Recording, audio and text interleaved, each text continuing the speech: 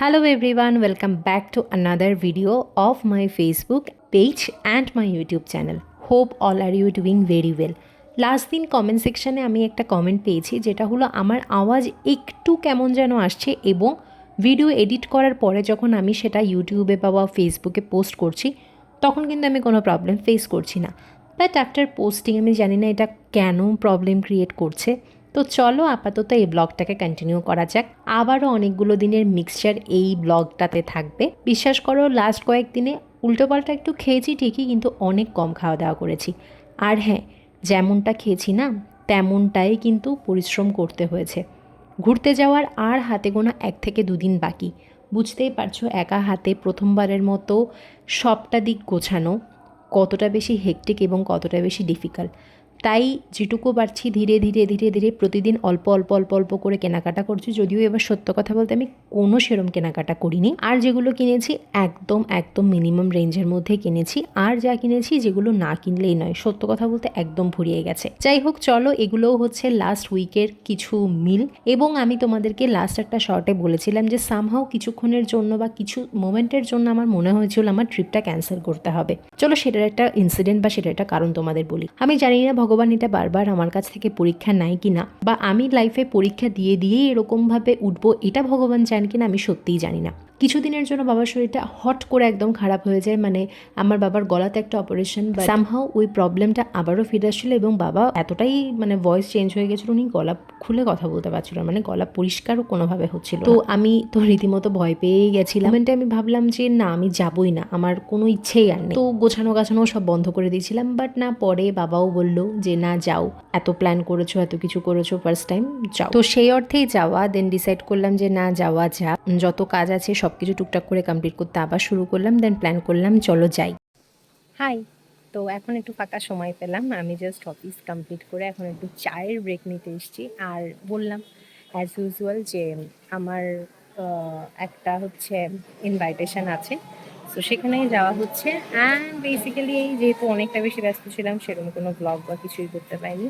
তো চলো ইনভাইটেশনে গিয়ে তারপর তোমার সঙ্গে দেখা যাক সেখানে গিয়ে কোনো ব্লগ বা কিছু করতে পারি কিনা। চলো এখন টাটা। তারপর শুনেই তো নিলে ইনভাইটেশন ছিল, অ্যান্ড ইনভাইটেশনে যাওয়ার আগে মোমো খেতে ভীষণ ইচ্ছে করছিল, তাই মোমোটা খেয়ে নিলাম। আমি আমার ডেলি লাইফের ঘটনাও তোমাদের সাথে শেয়ার করতে পারি। আর কী গিফট নেবো ভাবতে ভাবতে একটা কেকই নিয়ে নিলাম।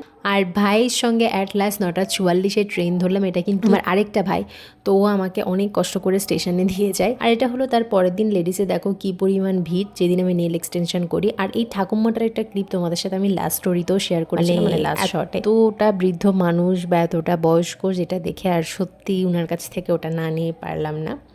অ্যান্ড এই যে এখানে একটা লোককে তোমরা দেখতে পাবে ভিডিওতে, কনস্ট্যান্টলি তোমরা দেখবে, আমি ভিডিওটা যদিও বা বেশি করে শেয়ার করিনি, কনস্ট্যান্টলি কিছুক্ষণ পরপর জাস্ট দেখছিলেন। এরকম মানুষ কেন এরকম এতটা আজব হয় আমি রিয়েলি জানি না। তো এদেরকে এভাবে এক্সপোজ করে দেওয়া উচিত আমার মনে হয়। অ্যান্ড সেই স্কুপের কুখ্যাত ফ্রাইড রাইস স্কুপের এত জঘন্য। তারপর জিম তো কন্টিনিউ চলছে, কারণ এই জিমটাতে যেতে আমার অনেকটাই বেশি ভালো লাগে। আমি কোনোটাকে ছোটো বড়ো করছি না, বাট রিয়েলি এটার এনভায়রনমেন্টটা অনেকটা বেশি ভালো, প্রফেশনাল, যেটা সব থেকে বেশি দরকার। যাই হোক, ওই যে কুখ্যাত ফ্রাইড রাইস আর আবার ভাইয়ের সাথে চাউমিন পার্টি করলাম। Everyone, welcome back to my channel. তো ঘুরতে যাওয়ার আগে চিন্তা করলাম একটা ছোটোখাটো ব্লগ তোমাদের সাথে শেয়ার করি, এরকমভাবেই মানে লং ভিডিও আকারে। তো ঘুরতে তো যাচ্ছি, সেখানে গিয়ে আমি খুব চেষ্টা করবো এরকমভাবে ভিডিও করার, বাট আমি জানি না আমি কতটুকু আউটকাম বার করতে পারবো। তো আজ হচ্ছে ওয়েডনেসডে, অ্যান্ড আমার একটু অফিসের টুকটাক কিছু কাজ আছে, বাট আমি বিকেল 4-5টার মধ্যে ফ্রি হয়ে যাব। সো আফটার দ্যাট আমি স্প্ল্যানেডে যাব, কিছু পেন্টিং কাজ আছে, মানে কেনাকাটা আছে, ওগুলো করতে। আর আমি চিন্তা করলাম, মানে অনেকে আমাকে সাজেস্টও করলো যে ব্যাগ নিয়ে না যেতে, কারণ অত দূর জার্নি, দেন শিলং, ওখানে পাহাড় টাহাড় কেমন কি সিচুয়েশন হবে। সো আমি চিন্তা করলাম একটা ট্রলি নেওয়া যাক, তো একটা ট্রলিও কেনার আছে। আমি অনলাইনে একটা অর্ডার করে দিয়েছি, যদি পেয়ে যাই ওখানে তো ওখান থেকে নেব। আর যদি মনে হয় বয়ে বয়ে আবার আনবো, মানে আমার মুডের উপরে, তো অনলাইনেরটা তো আজই চলে আসবে। যাই হোক, তো তারপর বিকেলে একটা ইনভাইটেশন আছে, সেখানে একটু যাব। আর ঘুরতে যাওয়ার জন্য একটা কীভাবে কী প্রিপারেশান নিচ্ছি সেটা নিয়ে এই ব্লগটা। তো এখন একটা শ্যুট কমপ্লিট, মানে কালকে রাতেই কমপ্লিট করেছি .in কি এটা, অ্যান্ড এখন অ্যাপ্রুভালের জন্য পাঠানো হয়েছে। মানে কতটা খারাপ লাগে এতগুলো শ্যুট ক্যান্সেল করে দিতে। মানে আমার মতো যারা একটু ওয়ার্কহলিক বা একটু কী বলবো, কাজটাকে আর কি বেশি প্রেফারেন্স দিই, এরকম আজকালকার কম বেশি সবাই এরকমই হয়ে গেছি আমরা। জেন জিদের আমি একটা জিনিস খুব নোটিস করলাম, দে আর ভেরি মাচ ফোকাসড। মানে ফোন দেখে, এটা করে ওটা করে, সে ঠিক আছে, but one thing I have one thing I notice is that কি যে খুব ফোকাসড হয় ওরা। আমিও জেন জির মধ্যে পড়ি, যাই হোক আমি নিজেকে সেই জায়গায় ভাসাই না, বা একটু মিলেনিয়ালের ধাঁচ আছে, যাই হোক হোয়াটএভার, টপিক থেকে সরে যাচ্ছি। তো এখন যাচ্ছি, দেখা যাক বেরোই, তারপর কী কী করি না করি। তো যেটা বলছিলাম যে এতগুলো ব্র্যান্ডের শ্যুট ক্যান্সেল করে দেওয়া, মানে এতগুলো অ্যাপ্রুভাল মেল আসে, আমি কোনো রিপ্লাই দিচ্ছি না, বা আমি বলে দিচ্ছি যে আমি পারবো না।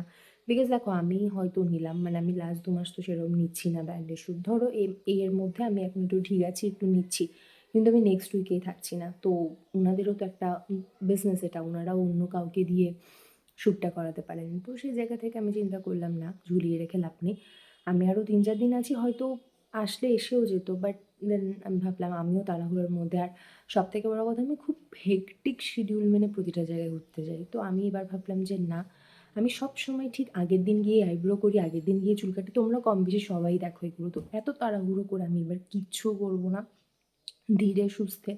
এটাই আমার লাস্ট পিআর ছিল, আমি এরপর আর কোনো পিআর রিসিভ করিনি, আর আজকেই কমপ্লিটেড। অ্যান্ড এখন তাড়াহুড়ো কিছু না, আজকে এই দুদিন একটু তাড়াহুড়ো হবে। কালকে আমি নেলস করতে যাচ্ছি আমার বোনের কাছে, তো এই দুদিন একটু কম বেশি তাড়াহুড়ো হবে। অ্যান্ড তারপর থেকে আর কোনো তাড়াহুড়ো না, আর মানডে তো বেরই হচ্ছি। তো চলো দেখা যাক কী কী করি না করি, আমি চেষ্টা করবো সবটা এই ভিডিওতে তোমাদের সাথে শেয়ার করার। And let's go. তো শুনেই তো নিলেই ব্লগটা শুরু করেছিলাম, অ্যান্ড অনেকগুলো দিনের সামঞ্জস্য যেহেতু, তাই একটু উল্টোপাল্টা এদিক ওদিক হয়েছে। দেন মেডিসিন যেগুলো কেনার ঘুরতে গেলে যেটুকু টুকটাক লাগে সেগুলোও কিনে নিয়েছিলাম, আর বার্থডেটাও সেলিব্রেট করে নিলাম। এবং ফেরার পথে ওকে অনেকটা বেশি মিসও করছিলাম, জানি না আর কবে দেখা হবে এর মধ্যে। তো চলো, নতুন পাহাড়ের ভিডিও নিয়ে তোমাদের সাথে খুব শীঘ্রই দেখা হচ্ছে।